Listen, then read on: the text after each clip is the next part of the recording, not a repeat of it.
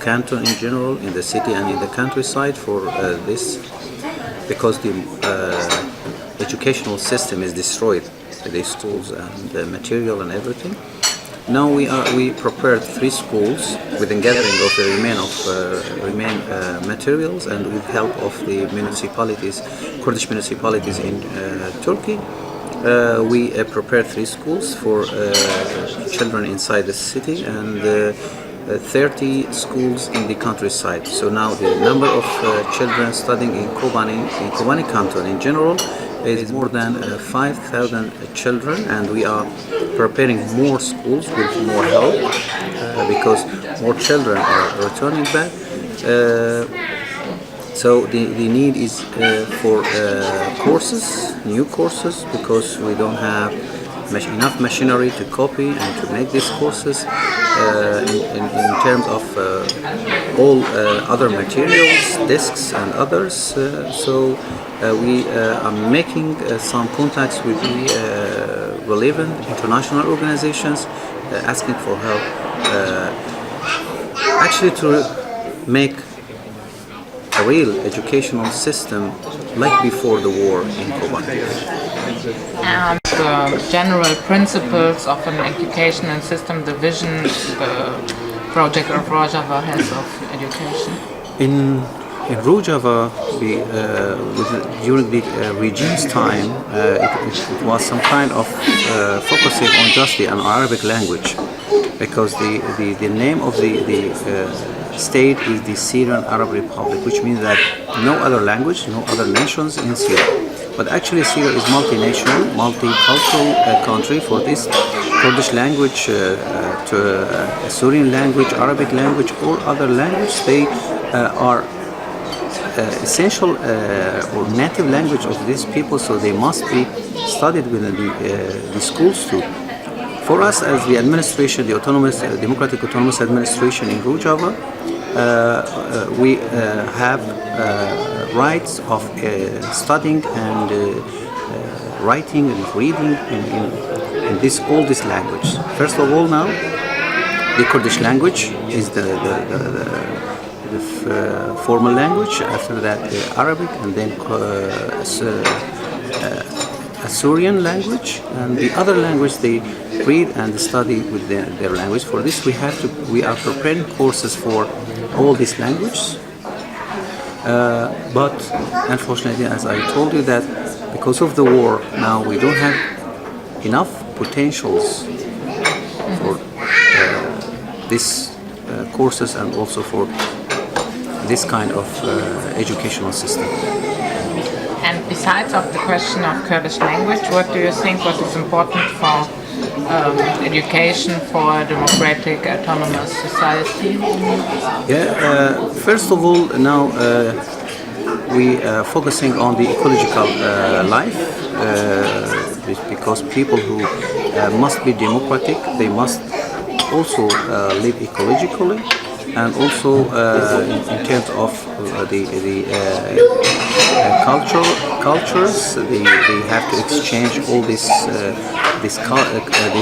cultures with each other, and they have to respect each other. And also, we are focusing on equality within the society, discriminations against women, and also discrimination against other components. For example, now in terms of women, they are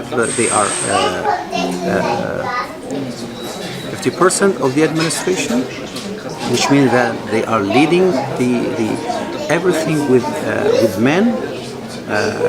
The percentage is equal for them. The opportunities are equal for them, so they can make political decisions, they can make social decisions, they can make share within every decisions within this society.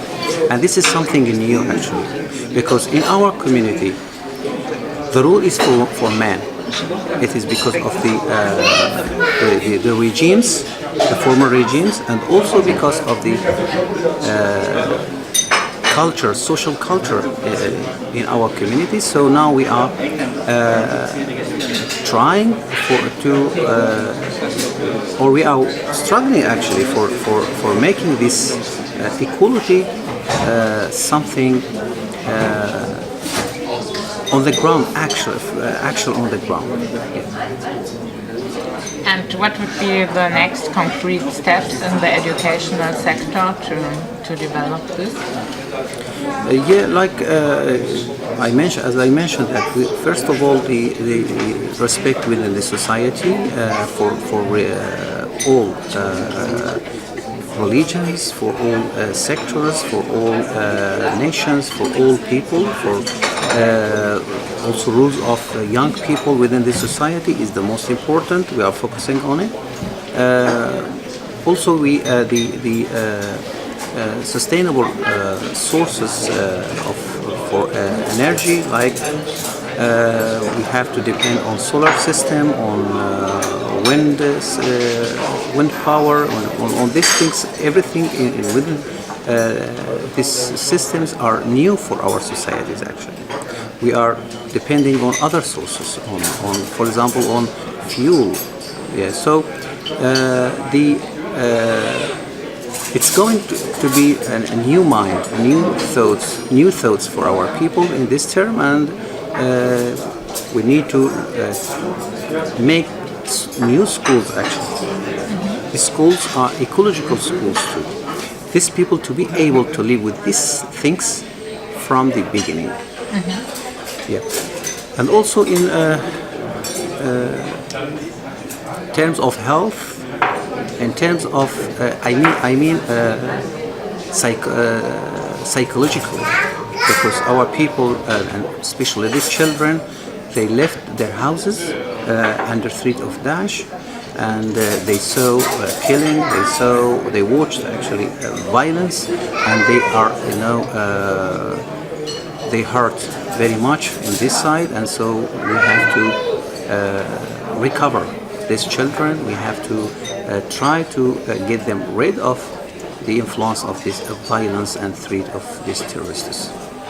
And do you have some ideas how people, well, we can get in the educational sector, for example, here in Germany and at universities, at schools, how they can support the democratic autonomous project of Rojava? First of all, now there are kinds of sisterhood between municipalities. Now, Rome municipality, they declared this partnership with Kobane municipality. I think in terms of education, we can make this kind of sisterhood or this kind of partnership between schools and universities here and in Germany and in Rojava. So within this partnership, we can exchange the ideas, we can exchange the thoughts, and we can develop this kind of democracy with expert people here and with the minds of the nation, a democratic nation there. So in this kind, we can make something together, and we can develop this administration in the future.